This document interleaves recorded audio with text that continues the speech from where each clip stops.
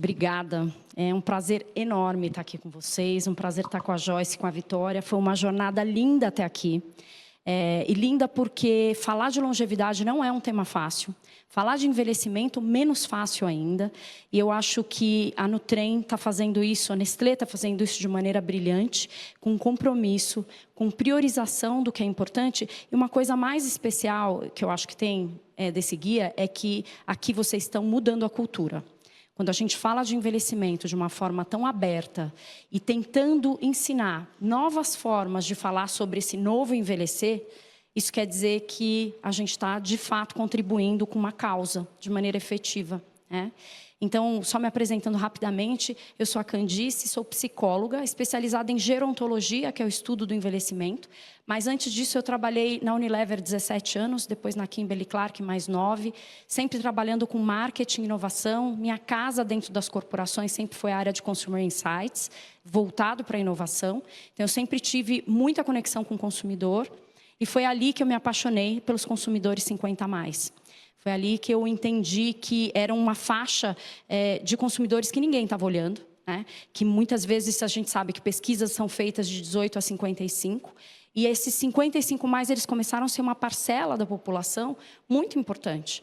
Então, além de tudo, eu sou neta de uma avó que morreu aos 98 anos, e eu posso dizer que ela me ensinou absolutamente tudo que eu sei hoje, de maneira totalmente orgânica, pelo exemplo, mas eu tive que ir para a faculdade, para pós-graduação, para aprender o que ela já me ensinava na vida prática.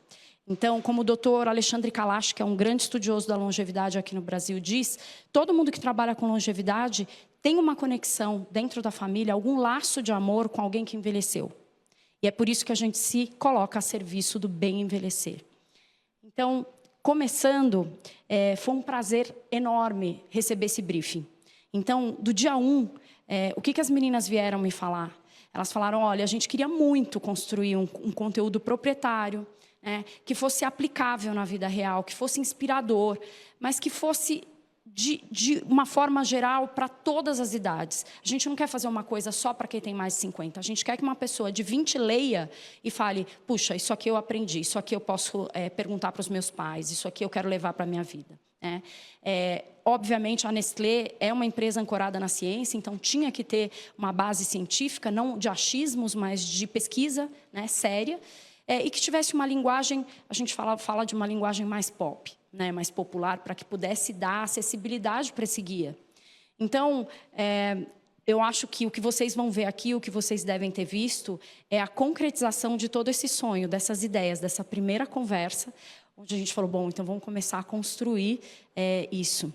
E aí, elas me chamaram e o que eu primeiro pensei é como que a gente pode ancorar isso aos pilares da marca. E a marca já tem pilares muito sólidos, né? De como que eu penso empreendedorismo, como eu penso bem-estar, a minha saúde, como eu penso a minha comunidade, como é que eu combato o etarismo. Isso já está dentro do DNA da marca. Então, como é que a gente traz isso para o guia de uma forma que seja aplicável para as pessoas que vão ler e que, de alguma forma, vão se conectar com esse conteúdo. Então, a gente criou 3 pilares nesse guia, que são pilares, se vocês entrarem no site, vocês vão ver que eles são totalmente interativos. Então, mais do que ter uma linguagem acessível, a gente também buscou ter um visual que fosse atrativo e convidativo para que as pessoas navegassem nesse conhecimento. Então, a gente criou 3 grandes pilares, né? O pilar do despertar, o pilar do expandir e o pilar do planejar. O que a gente chama de despertar? Nada mais é do que fazer um convite para entender esse contexto que a gente está vivendo no país. Uma em cada 5 pessoas no país hoje, na verdade, uma em cada 4 já tem mais de 50 anos. A gente já tem uma população de mais de 55 milhões de habitantes acima de 50 anos. Se a gente fizer uma continha rápida, 55 milhões equivale ao tamanho de 5 vezes o país Portugal. Né? Então, se a gente tem 5 vezes o tamanho de Portugal, com pessoas acima de 50 anos, nós que temos dimensões continentais no nosso país, temos uma população ansiosa para receber um olhar, né, um cuidado, uma atenção de marcas que queira realmente atender esse público. Elas estão lá esperando, elas estão consumindo, elas estão namorando, elas estão viajando, elas estão trabalhando, e esse público simplesmente não era visto até então. Então, para esse pilar de despertar, a gente faz um convite para pessoas de todas as idades começarem a olhar para o seu próprio envelhecimento. A gente conta um pouco da cultura que a gente vive, que é uma cultura que privilegia a juventude, né? Demoniza a velhice, romantiza a juventude, e a gente percebe que todas as fases da vida têm seus desafios. Quem aqui não lembra do quanto foi difícil entrar na escola, no primário, fazer novos amigos, passar pela adolescência, passar pela vida adulta, quem já é mãe, como foi encarar a maternidade, ou seja, todas as fases da vida, elas trazem desafios, mas a gente culturalmente acha que o maior desafio é envelhecer. Então, a gente romantiza muito essa primeira fase da vida e a gente deixa com essa romantização de perceber que tem muitas oportunidades para a gente viver quando a gente passa dos 50. Muitos caminhos, muitas alternativas, muitas experiências de vidas que a gente ainda não viveu e que a gente poderia se dar o direito de viver se a gente planejar. Então, esse é um convite, esse despertar é um grande convite a essa mudança de mentalidade, essa mudança de cultura. Depois a gente passa para o pilar de expandir. A gente chama expandir na questão de expandir não só o nosso conceito sobre o que é envelhecer, mas também expandir a nossa linguagem a respeito de como que a gente fala. A gente precisa se letrar. Da mesma forma que a gente faz letramento racial, né, e que a gente, na maioria das vezes, não está pronto para poder reagir ou acompanhar a melhor linguagem, a maneira mais respeitosa de falar sobre o tema, a gente também tem que se letrar do ponto de vista de envelhecimento. Então, a gente fala muito sobre etarismo, como que a gente pode evitar nesse pilar, né? A gente fala de atualização de linguagem, a gente oferece possibilidades de como que a gente pode falar de si e falar do outro, a gente dá exemplos, porque nada melhor do que a prática para a gente poder se pegar, inclusive em falas etaristas que a gente, às vezes, nem percebe que faz, mas faz. E a gente traz um glossário. Esse glossário, ele é só um começo, gente, porque eu acho que muitas palavras estão sendo criadas, revisitadas, e a gente tem muita coisa para aprender, inclusive com países que envelheceram antes da gente. Quando a gente pensa, Estados Unidos, Japão e França foram países que já passaram por envelhecimento antes de nós. A grande diferença é que eles enriqueceram como nação antes de nós. E nós não tivemos essa oportunidade e nem vamos ter. De acordo com todas as perspectivas de censo que saiu em 2022 e IBGE. Então, nós temos muito a fazer, muitas coisas a mudar, muitas questões para serem faladas, para que a gente auxilie as pessoas a cuidarem do próprio envelhecimento. E a gente tem um último pilar, que é o planejar, onde a gente realmente convida as pessoas a fazerem uma reflexão sobre as suas relações, como que elas estão construindo suas amizades, como elas estão fazendo novas amizades, como que elas estão cuidando da saúde e bem-estar, de uma maneira geral, e como que a gente incentiva ou ajuda ou dá dicas práticas para que essas pessoas também pensem na própria empregabilidade e pensem também, quem sabe, em empreender, transformar um hobby em um trabalho, ou como que elas se lançam para uma nova maneira de monetizar. Porque muitas vezes a pessoa 50 a mais, isso também é um capítulo, eu falo que cada um desses pilares eles dariam um seminário.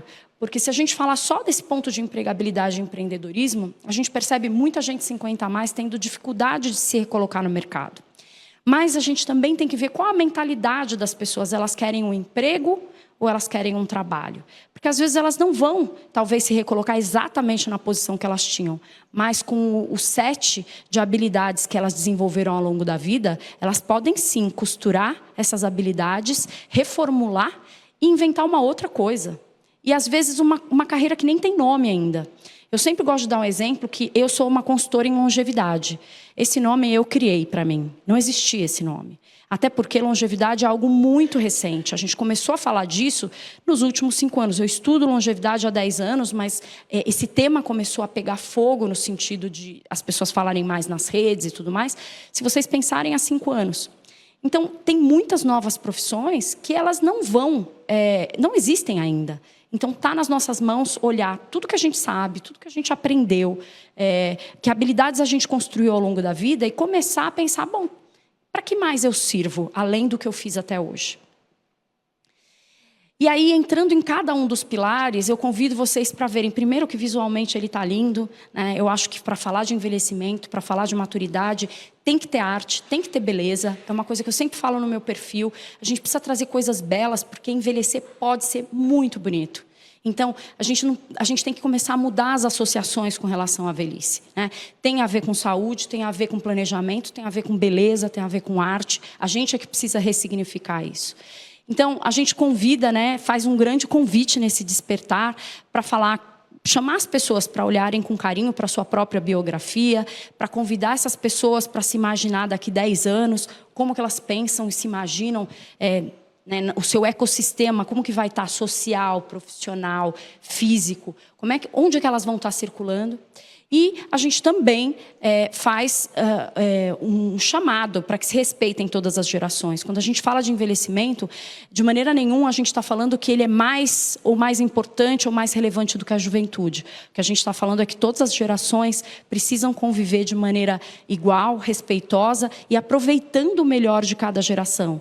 Porque é daí que a inovação vem, né, gente? Eu falei aqui, esse trabalho foi feito com meninas, eu na década dos 50, a Joy na década dos 40 e a Vit na década do quê?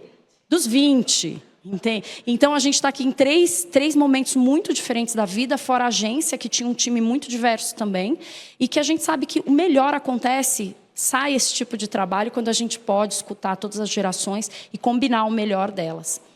Então, quando a gente passa para o pilar de expandir, né, a gente primeiro fala muito sobre o que é etarismo, porque muitas vezes a gente não entende que a gente pode estar tendo uma fala etarista porque a gente não foi letrado, não é culpa de ninguém, né?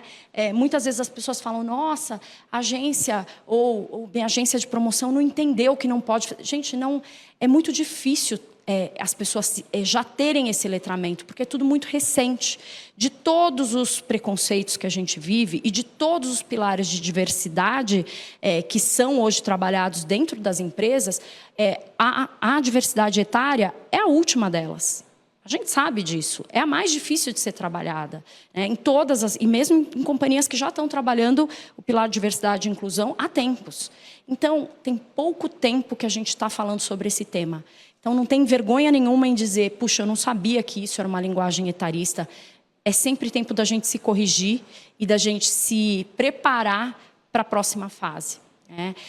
O etarismo vem dessa questão do inglês, né? Uma palavra que vem do ageísmo, do ageísmo do inglês, por isso que o etarismo foi a maneira brasileirada de se falar disso, mas é uma questão que a gente precisa estar muito atenta e realmente, a gente estava conversando aqui antes de começar, quando a gente começa a estudar envelhecimento, a gente começa a ficar muito sensível a esse tema.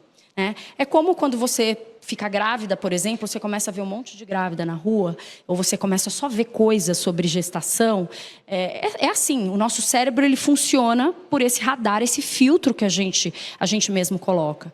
E quando a gente começa a trabalhar com envelhecimento, é incrível como a gente começa a notar falas que não descem bem, elogios que são travestidos, no final das contas, de etarismo, ou ataques mesmo. Quantas pessoas, quantas mulheres nas redes sociais, as pessoas falam, nossa, como ela envelheceu, nossa, como ela não parece mais a pessoa que era, como se a mulher fosse só um corpo.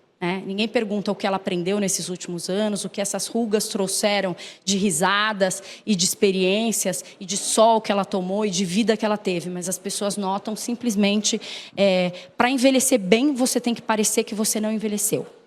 Essa é a cultura que a gente vive e essa é a cultura que a gente está tentando, com o guia, convidar para a gente pensar diferente. Aqui, para vocês terem uma ideia, tem uma festa animada chegando aí, gente. Para vocês terem uma ideia no guia, a gente traz exemplos muito, muito práticos de quais são as falas que muitas vezes a gente pode substituir por algo um pouco mais atual do ponto de vista de letramento. Então, quando a gente fala assim, nossa, você está tão bem porque você não aparece, nem aparenta a idade que tem, porque qual o incômodo, né, da gente falar sobre a pessoa, simplesmente você está bem, você está tão bem. Por que a gente tem que comparar a pessoa, uma pessoa de 50, 60 teria que aparentar estar mal? para ela aparentar a idade dela, isso são todos preconceitos que a gente tem, ideias pré-concebidas que a gente tem a respeito de velhice. Quando a gente fala, desculpa te perguntar, mas quantos anos você tem? Em um país onde ainda é falta de educação perguntar a idade das pessoas, se a gente não começar a quebrar isso, esse estereótipo nunca vai mudar. De que idade é algo que se esconde. De que idade é algo para se envergonhar. Quando a gente tem orgulho da própria idade, por isso que eu gosto muito do termo ageless ou perennials, e gosto menos do termo, na verdade eu gosto de ageful e menos do ageless, porque eu acho que a idade ela vai nos, de alguma forma, nos polindo, ela vai trazendo experiências que a gente não tinha antes. Então, a idade vai nos definindo, apesar delas não nos limitar, dela não nos restringir. E a gente vai dando significado para esse número. A gente precisa dar significado para o número que a gente tem de idade. Quando a gente fala assim, nossa, está querendo parecer um garotão, uma mocinha. Como que a gente tem na cabeça, qual que é o estereótipo de uma pessoa de 50, de 60, tem que se comportar ou tem que se vestir? Num país onde a gente já tem mais de 55 milhões de pessoas acima de 50 anos, imagina que o Pantone, o menu de pessoas 50 a mais, ele é infinito.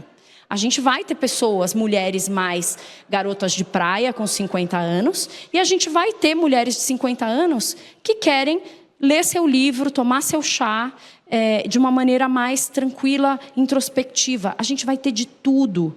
A gente tem um menu de muitas formas desse novo envelhecer. Então, por isso, da mesma forma que a juventude, tem muitas formas de viver uma juventude. Eu sempre brinco que tem muitos velhos de 18 anos e muitos jovens de 80 hoje.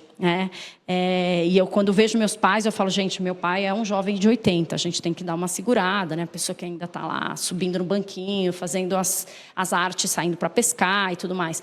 Mas é isso, o jovem e velho não está relacionado com a idade. Essa que é a questão. E mais uma coisa sobre letramento que é muito importante, é a gente falar do que significa a palavra velho. Como é que a gente perde o medo de falar dessa palavra? Quando a gente chama uma pessoa, aquele jovem, aquela criança, aquele adolescente, isso nunca é um xingamento. Isso é na verdade, um substantivo neutro. A criança pode ser legal, pode ser bagunceira, pode ser inteligente, pode ser difícil, mas o substantivo criança, ele é neutro. Do ponto de vista de velhice, quando a gente fala o velho ou a velha, que é um estágio de vida, por que a gente atribui a esse substantivo conotações negativas? Essa é a pergunta que a gente tem que se fazer. A gente precisa dar a chance de neutralizar o substantivo velho para que cada pessoa possa dar significado à sua velhice. Desde ser um velho mala a ser uma velha sábia, ou um velho inteligente, ou uma velha exploradora, viajante do mundo. Mas eu acho que a minha grande missão como consultora em longevidade é trabalhar para que esse substantivo seja pelo menos neutro aqui no Brasil. Então, quando a gente pensa em outras maneiras de falar sobre isso, quando a gente fala assim, lugar de idoso gente, lugar de idoso é onde ele quiser, onde ele puder estar. No meu tempo, tudo era melhor. Por que a gente não pensa que o nosso tempo também é agora? Independentemente de que idade a gente tenha. Muitas pessoas mais velhas pensam que eu não tenho, agora não é mais tempo eu não tenho mais tempo para fazer isso. E por que não? Essas são as perguntas, e eu acho que o guia ele vem muito com essa missão de incentivar as pessoas a se olharem e se darem essa oportunidade do que elas querem viver na sua próxima década, no seu próximo ciclo. E aprender essa altura para quê? A gente vai ter que seguir aprendendo, gente, para o resto da vida. Uma coisa que eu sempre gosto de reforçar é que quando a expectativa de vida no Brasil ia até 47 anos, que isso foi o século passado, tá? A expectativa média de vida até o século passado era de 47 anos. Hoje é 76. Então, quer dizer que em um século a gente ganhou 30 anos aí de lambuja, Quando a gente vivia até, no máximo, 50, 60 anos, fazia todo sentido do mundo a gente estudar 20 anos, trabalhar 20 anos e descansar 20 anos. Lembra? Se a gente pensar nas gerações anteriores, nossos avós, nossos pais, não viam a hora de se aposentarem para daí viverem a vida que eles sonhavam. Hoje, essa fórmula da vida está em total revisão. Se a gente vai viver até os 80, 100, não dá para a gente ficar 4 décadas pensando no descanso. Então, a gente vai sim ter que estudar até o fim da vida. A gente vai sim ter que ter formas de trabalhar até o fim da vida. E a gente vai ter que buscar momentos de descanso ao longo da vida para sustentar esses 100 anos. Então, o que a gente chama de sabático, o que a gente chama de férias, isso também vai ter que ser revisitado. E vai ser cada vez mais normal uma pessoa sair do mercado de trabalho por 2, 3 anos e depois retornar. Com outro curso, com outra formação, com outros interesses, com outra profissão, né? Um cargo, um crachá inventado ou não, mas isso vai ser normal. Por quê? Porque a gente está falando de uma expectativa de vida que só cresce. E com 100 anos, a gente vai ter que intercalar estudo, trabalho, descanso, estudo, trabalho, descanso, ao longo dessa longa vida. Certo?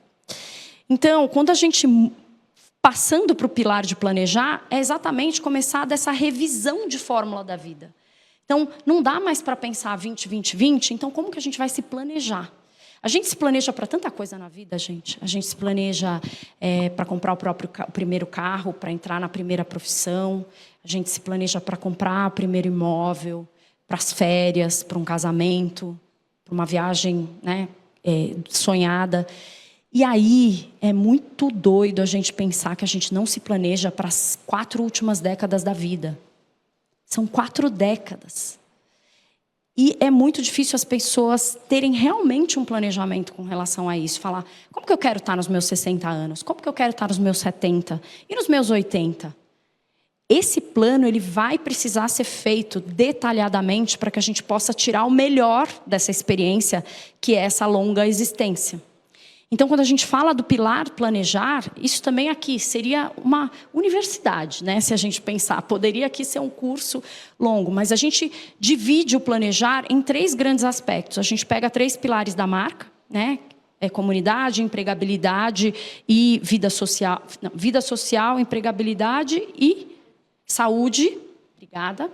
E a gente, cada um desses pilares, o que a gente dá de presente para a pessoa que está lendo esse guia? A gente traz estudos científicos que embasam as boas práticas desse pilar. A gente traz dicas práticas de como que a pessoa poderia... Isso aqui é uma micromentoria. Quem lê o guia já tem ali uma mini mentoria de como planejar a vida. E a gente traz inspirações. E, além de tudo isso, a gente ainda tem uma continuação de conversa, que é uma bibliografia extensa, de livros, filmes e TED Talks só sobre o tema da longevidade. Então, quem quiser entrar lá e fuçar, tem filme para assistir aí durante muito tempo para poder falar sobre isso. Estudar mais sobre isso, né? Então, quando a gente fala de saúde e bem-estar, comunidades, relações e amizades, empregabilidade e empreendedorismo. Esses são os 3 pilares que a gente percorre na parte do planejamento, e dentro do planejamento, em cada um desses pilares, vocês vão ver estudos científicos, dicas práticas e ainda inspirações para poder entender mais de como se planejar nesse pilar. Então, só para vocês terem uma ideia, na parte de saúde e bem-estar, por exemplo, tem essa questão de como que você cuida da sua alimentação, como você cuida do seu sono, ingestão de proteínas, prática de esportes, que para a gente aqui, gente, pode parecer algo muito óbvio. Né? Mas ontem eu aprendi uma coisa com o Flávio, que ele falou, os clichês sempre carregam verdades. E é isso, aqui pode ter um pouco de clichê para quem trabalha com isso, mas para a população em geral, isso aqui é um grande guia, gente, é um grande norte. A gente precisa cada vez mais fazer com que esse guia, eu acho que todo mundo aqui deveria ter a meta de passar isso para muitas pessoas. Porque para quem não tem o mesmo nível de assistência e de informação que nós temos, esse guia é um grande começo. Tá? Então, o que a gente queria fazer para que... Falar de longevidade, a gente tem que falar de histórias, né, gente? Falar do presente, falar do dia de hoje, e ter inspiração para como que a gente evolui nessa conversa. E aí, para essa parte da conversa, a gente vai trazer aqui o Flávio, que a gente queria trazer um pouco de como que a gente traz essa prática para a vida real. Como são as pessoas que já estão vivendo essa maturidade e que de uma forma ou de outra, estão se encontrando e, além de se encontrar, elas estão inspirando muita gente. Então, a gente traz aqui o Flávio. O Flávio trabalha na área jurídica. Ele é responsável por toda a parte tributária aqui da Nestlé. É um prazer trazer, fez 52 anos, né? E o Flávio vai estar aqui com a gente num bate-papo para falar da longevidade dele. Então, aproveitem as dicas. Vamos lá, Flávio?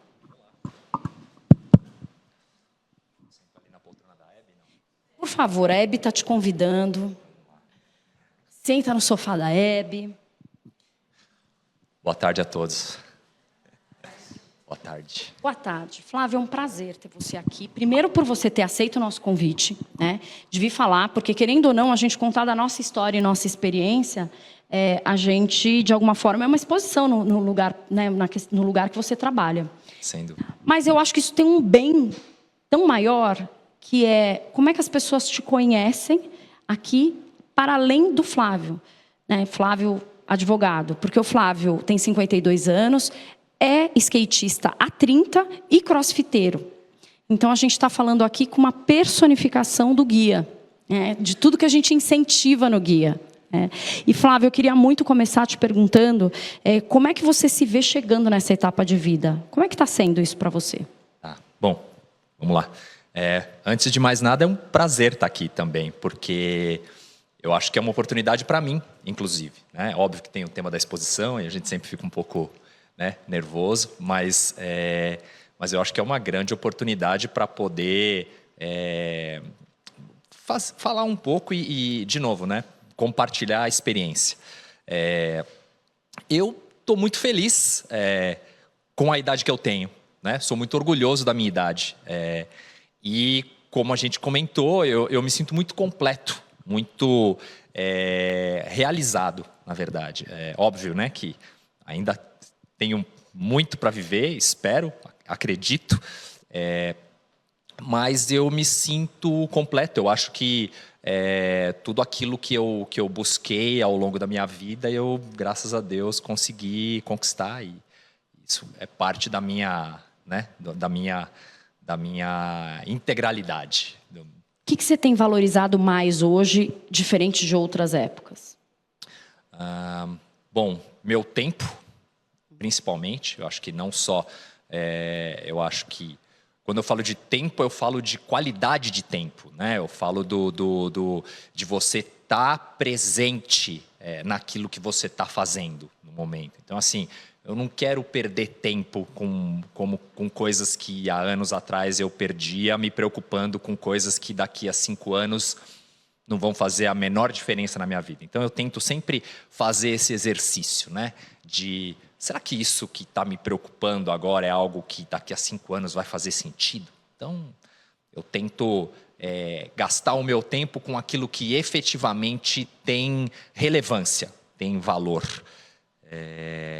E que seja óbvio, né? A gente sempre, de novo, né? Acho que uma coisa que a maturidade traz para a gente é lidar de maneira diferente com os nossos problemas, né? Então, eu acho também que o exercício que eu tenho feito hoje é gastar tempo com aqueles problemas que efetivamente são problemas, né? Você tem controle sobre eles. E que eu tenho controle. Se eu não tenho controle, não tenho por que me preocupar com eles. E tem coisas, por exemplo, que você fala assim, isso é algo que eu valorizo muito mais do que eu valorizava. O tempo é uma delas. Sim. O que mais?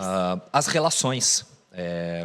Eu acho que... E as relações em qualquer ambiente, né? No seu ambiente familiar, no seu ambiente profissional, e as relações que você constrói ao longo da vida e não necessariamente relações de longo prazo. As pessoas vão passar pela sua vida, sempre vão te ensinar algo, mas você sempre aprende algo, né? Então, acho que as relações são importantes. E você, do ponto de vista de saúde, se a gente pensar no pilar de saúde, e pensando assim na saúde de um ponto de vista integral, saúde mental, física, espiritual, emocional, como que você tem cuidado desse seu bem-estar mais integral? Porque a gente sabe que, ontem a gente falou, né, da questão de como que a gente se prioriza. Uhum. Então, eu acho que, além do tempo, algo que tomou um espaço na minha reflexão é sim a minha saúde. Eu acho que a gente... eu gostaria de ter olhado para isso antes, né? Mas eu acho que nunca é tarde para isso. E obviamente, assim, baby steps, né? Você sempre tem que construir as coisas aos poucos. E a saúde, eu acho também que você vai tomando a maturidade, também vai te dando essa consciência de que a saúde, ela é, como você disse, integral. Ela não é só física, né? Eu acho que a atividade física, como a gente olhou aqui agora há pouco no nosso guia, ela é essencial, mas os gregos já diziam, né? Mente sã em corpo são. Então, eu acho que a gente tem que tentar trabalhar as duas coisas. E saúde mental, eu acho que hoje em dia se fala cada vez mais em saúde mental, e eu acho que a gente tem que, de fato, falar em saúde mental. Eu acho que dos dois pilares, se você olhar saúde física e saúde mental, pensando em saúde emocional, espiritual, a saúde mental é o que te coloca de pé e te ajuda a cuidar dos outros, né, os outros pilares de melhor forma. Então, eu acho que isso também tem tomado bastante tempo na minha vida. Porque se a gente pensar na primeira metade da vida, a gente tem tanto a construir, né? A gente tem que construir uma carreira, tem que construir as relações, tem que formar uma família, se for o desejo de formar uma família, mas existe essa pressão para que a gente resolva a vida na primeira metade da vida. Exato. E muitas vezes o nosso corpo, a saúde física, ficam negligenciados, porque a gente tem um bônus ali, né? Um bônus de um corpo mais jovem, de que vai dar menos problemas, no geral, né? E a gente meio que assume que aquilo está tudo bem. Quando a gente cruza os 50, né? Exato. Posso falar? Que quando a gente cruza os 50, a gente começa a ver, tem prioridades que precisam ser mudadas. Exato. Se eu não cuidar do meu corpo, eu também não vou estar bem para trabalhar, ou eu não vou estar bem, né, com a minha cabeça. E a questão da saúde emocional. Sim. Você tinha falado ontem da questão das relações, dos seus amigos, de como isso vai ganhando um significado e uma importância conforme a gente vai amadurecendo, né? Sim. Então, eu acho que as relações, e de novo, né, eu acho que quando a gente fala de relação, a relação de amizade, ela tem um papel importantíssimo, né, na construção da tua longevidade. E aí, se você também parar para olhar alguns estudos que falam muito sobre cognição, até para você manter a tua capacidade cognitiva muito ativa, né, após os 50 anos, as relações de amizade são importantíssimas e quanto mais você puder construir redes de apoio, melhor, porque nesse sentido, quanto mais você conversa com pessoas, sejam aquelas pessoas que pensam da mesma maneira que você, mas principalmente aquelas pessoas que não pensam da mesma maneira que você vai aprender muito, você está sempre agregando conhecimento, isso você está mantendo os teus neurônios ativos, né? Então eu acho que construir relações de amizade tem um papel importante, inclusive nesse sentido, não é só o papel social, para você obviamente se sentir bem, porque esse papel também é importante, mas justamente para você se manter ativo. Você tocou num ponto aqui fundamental. A gente, quando estuda a neuroplasticidade cerebral, que é a capacidade do seu cérebro de fazer novas sinapses, né? O cérebro, ele envelhece, biologicamente falando, ele enrijece quando a gente faz menos conexões neurais, menos sinapses. Um jeito de você aumentar a sua plasticidade, né, cerebral, criar novos caminhos neurais, ou seja, na verdade, a gente cria novos caminhos quando a gente aprende novas coisas. Quando você dá aquele momento, meu Deus, eu não sabia que era isso, ali você criou um caminho neural novo. É aquela história, se eu faço o mesmo caminho todos os dias, indo para o trabalho ou alguma coisa do tipo, quando tudo que a gente faz no automático, a gente está usando os caminhos neurais que já estão criados. Tudo. Então, por isso que até muitos estudiosos falam, adianta fazer palavra cruzada, idoso, para poder aprender? Não, porque a palavra cruzada, a partir de um determinado momento, você não tem mais, você tem a pegadinha de como criar as palavras, de como ter a manha de grudar uma letra na outra, então aquilo já começa a ser meio que automático. Tocar novos instrumentos, né?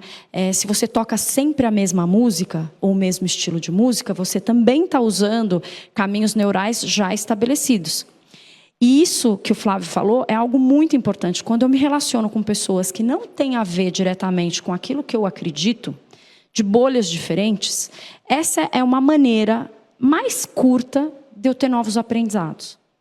Porque quando uma pessoa que entende, por exemplo, de jardinagem, e eu não entendo nada de jardinagem, essa pessoa, ela é o seu caminho mais curto para você aprender alguma coisa sobre jardinagem, porque ela já pesquisou, ela já aplicou, ela é boa naquilo. Então, você ser amiga daquela pessoa é um atalho para você entender sobre um tema novo. Então, o que você falou aqui, eu acho que só para trazer a parte científica, isso é muito dito pelos estudiosos da neuroplasticidade. Conheça coisas diferentes, aprenda a tocar instrumentos diferentes, aprenda novas línguas, aprenda esportes diferentes, passos de dança diferentes, porque isso vai te criar novos caminhos, e isso é o que dizem, é a única coisa que previne as doenças degenerativas do cérebro. Aliás, curiosamente, desculpa te interromper, eu acabei de comprar um contrabaixo e agora eu estou fazendo aula de baixo. Então, gente, eu acho que temos o guia. Temos o guia personificado, temos aqui o garoto propaganda do guia, né? E Flávio, falando um pouco de trabalho e vida profissional, porque você já tem muitos anos de carreira, você tem muita experiência, o que você acredita? Primeira pergunta sobre a parte profissional, porque assim, é uma parte muito importante, eu acho que para todo mundo que está aqui escutando.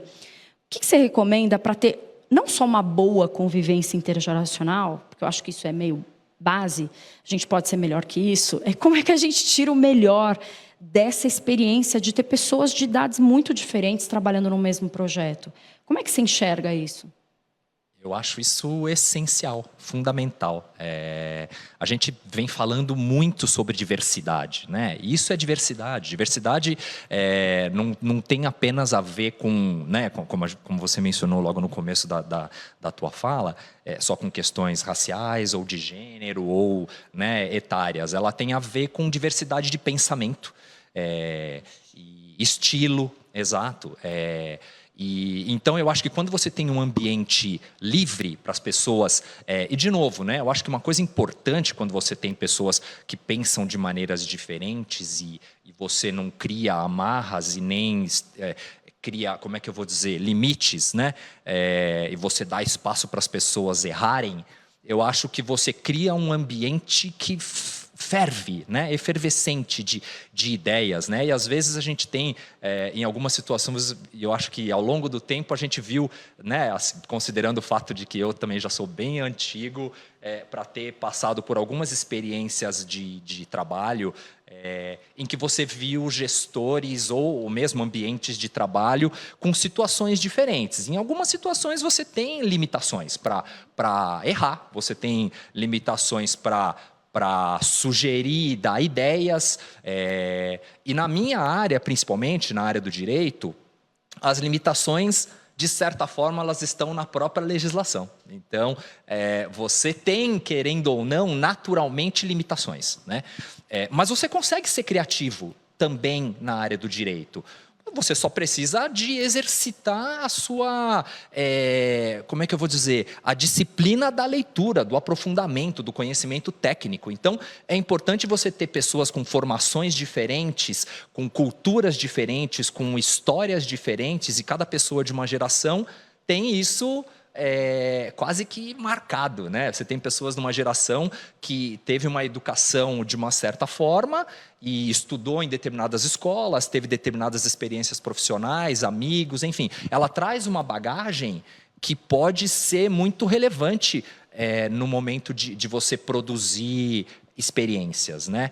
E eu acho que se você tem esse ambiente aberto e você dá liberdade para as pessoas conversarem sobre isso, você consegue explorar o melhor de cada um, né? Inclusive da minha geração, da nossa geração, que tem experiência de monte, né? Inclusive em relação aos erros que cometeu ao longo dessa experiência. E nessa jornada de uma carreira longa, como é que fica a questão desse aprendizado de vida longa, né? O lifelong learning, ou se manter atualizado? Como é que você hoje lida com isso? Tá. Bom, vamos lá. O que eu acho importante, né, na longevidade?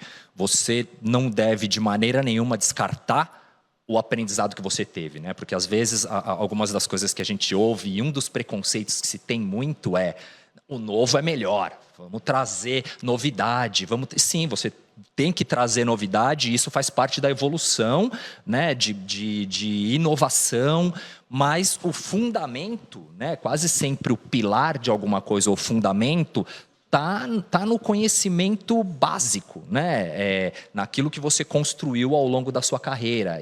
Isso é estrutural. Então, eu acho que o conhecimento ele também é estrutural, né? Você vai adquirindo na tua carreira o conhecimento teórico, você vai aplicando aquela teoria na prática e você vai vendo o que funciona e o que não funciona, e você vai descartando aquilo que não funciona.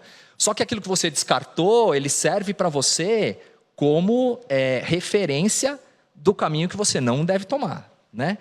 Então, tudo aquilo que é novo, que você vai trazer, ele foi construído em cima de algo que já foi testado, né? Com conhecimento que você trouxe ao longo do... Né? O que eu quero dizer com isso todo produto novo surge com base em estudos e pesquisas que tomaram muito tempo para serem constituídos, né? Nada surge assim.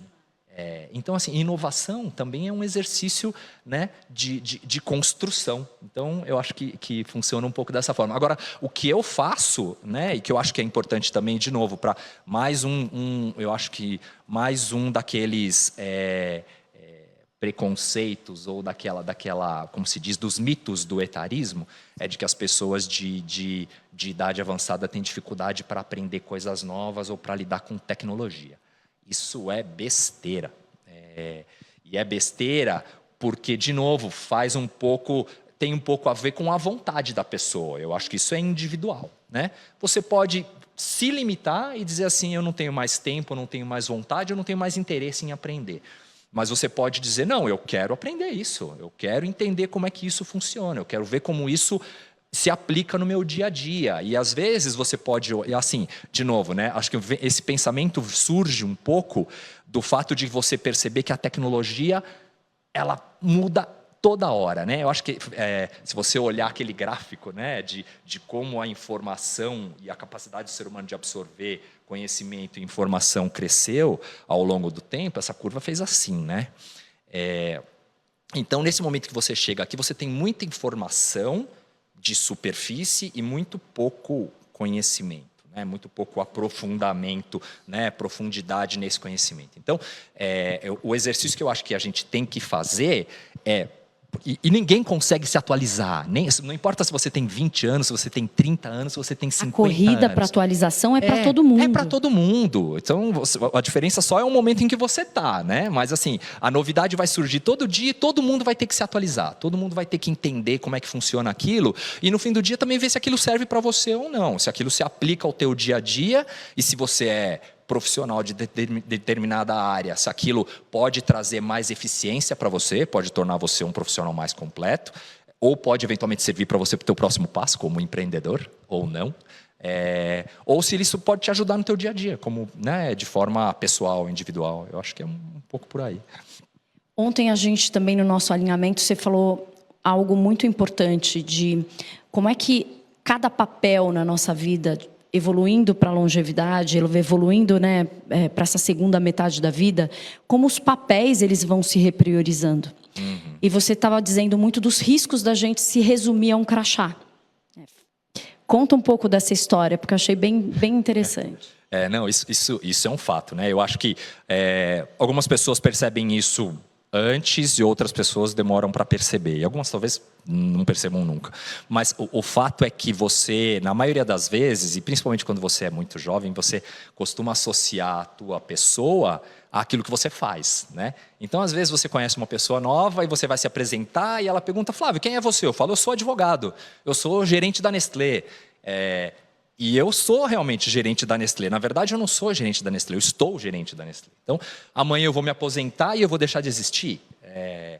Entendeu? E aí eu vou ter uma crise de identidade, né? Quem sou eu agora? Eu continuo sendo advogado? Aliás, né, uma piadinha que eu fiz ontem, você sempre vai saber se um cara é advogado ou não, porque ele sempre vai te dizer isso, né? Toda vez que você conhecer um advogado, você não precisa perguntar, ele vai te falar, eu sou advogado. Então, assim, eu sou advogado, mas isso não me define, isso me limita, na verdade, né? Isso é uma parte de quem eu sou, essa é a minha profissão, é o que eu decidi, foi uma escolha que eu fiz para ganhar dinheiro, para me sustentar, mas não é o que me define. Até agora. Até agora, exato. Então, eu acho que a reflexão que eu estava fazendo um pouco ontem é que eu acho que é um exercício que todo mundo precisa fazer justamente para evitar de se limitar, né? E de não ter que enfrentar esse dilema quando estiver no momento de fazer essa transição. E quando que é a hora certa para começar um hobby, ou uma atividade física, ou um novo instrumento? Agora. Não tem hora. Eu acho que toda hora é hora de você aprender alguma coisa nova, toda hora é hora de você aprender um hobby. E esse hobby, como você mesma disse, amanhã ele pode se tornar uma atividade para você, uma profissão. Te monetizar de alguma forma. Sem dúvida. E não existe um momento certo, né? Eu acho que isso era uma coisa que a gente estava falando ontem. Não existe um momento ideal. Não fica pensando muito. Não fica pensando que você precisa ter... E aí vou usar meu exemplo, né? O contrabaixo perfeito. Um box ali de repercussão de som. O fone ideal. E aí a hora para você fazer aula. Começa. Vai fazer uma aula. Faz uma aula experimental. Aliás, é uma bela desculpa para não começar, né? É uma bela desculpa para não começar. É sempre achar que existe o momento ideal para você começar alguma coisa. E não existe. A hora é a hora que você quiser. Os começos são sempre imperfeitos, mas eles têm que acontecer, né? Para a gente poder virar isso e trazer essa experiência, eu acho que isso ficou muito forte do que a gente conversou. Os começos são imperfeitos e se a gente aceitar isso, a gente vai começar com o que a gente tem, a qualquer momento, de onde a gente estiver. Essa é exatamente esse espírito que a gente quer, para que quem leia o guia se sinta convidado a começar não só a planejar a sua própria longevidade, mas também a fazer algo diferente por si mesmo. O que eu posso acrescentar na minha vida que vai deixar a minha vida mais rica, vai me trazer mais experiências, vai fazer eu viver vidas não vividas ainda nesta vida? Eu acho que essa que é a grande pergunta e o grande convite que a gente faz com o guia. E para encerrar, Flávio, a gente queria te perguntar aqui, qual que é o conselho que você daria para o Flávio de 20 anos? Eu tive tempo para pensar, porque eu li essa pergunta, mas ainda assim eu não cheguei numa conclusão. Eu queria dizer tantas coisas para o meu Flávio de 20 anos, mas eu acho que a principal assim, se eu tivesse que escolher algumas coisas para dizer para o Flávio quando eu tinha 20 anos, e para vocês que têm 20 anos ou mais, enfim, não tenha pressa, né? Não faça as coisas com pressa. Evite a ansiedade de achar que você vai fazer tudo, né? Assim, querer já chegar construindo as coisas. Você vai aprendendo. Você vai aprender com seus erros, obviamente, e você vai construindo as coisas e o momento certo para tudo na sua vida vai chegar. Mas você precisa estar caminhando, né? E curtindo a jornada. De novo, parece um clichê, mas como todo clichê esconde uma verdade, vai sem pressa, vai fazendo as coisas que você gosta, tenha um norte, sempre tente ter um norte, né? E aí tem aquela frase do filme da Alice, né? Que se você não sabe para onde você vai, qualquer caminho serve, né? Mas, então, tente pelo menos saber para onde você quer ir. Isso vai mudar. Ao longo da sua vida não existe resposta certa, não existe, eu errei, agora eu vou me apegar a esse erro porque foi a decisão que eu tomei. Não, se você errar e você achar que o caminho não é aquele, tenta outro, né? Mas tenha um norte, busca uma direção e tenta evoluir naquela direção e tenta evoluir em todos os aspectos da sua vida, como profissional, mas principalmente como pessoa. Né? Como ser humano. Eu acho que a gente tem que buscar a evolução como seres humanos. E acho que um papel importante de evolução como ser humano é aprender a escutar. Eu acho que isso é outra coisa que eu diria para o Flávio de 20 anos. Seja um bom ouvinte. Né? Isso é um presente que você dá para as pessoas. Eu acho que é isso. Flávio Ortigosa, gente. Senhoras e senhores... A gente só tem a agradecer a sua colaboração, a sua inspiração, e acho que fica aqui o nosso convite, né, para que todo mundo não só acesse o guia, mas espalhem, gente. Esse guia na mão das pessoas pode trazer muitas inspirações. Então, queria agradecer a presença de vocês aqui ao vivo, a presença de quem está conectado e nos escutando de casa. Foi um prazer estar aqui com você, Joyce e Vitória. Obrigada pelo convite e por ter fé nesse projeto, porque eu acho que as coisas se concretizam a partir de um sonho, e a gente sonhou juntas, e aqui está o guia para vocês. Obrigada.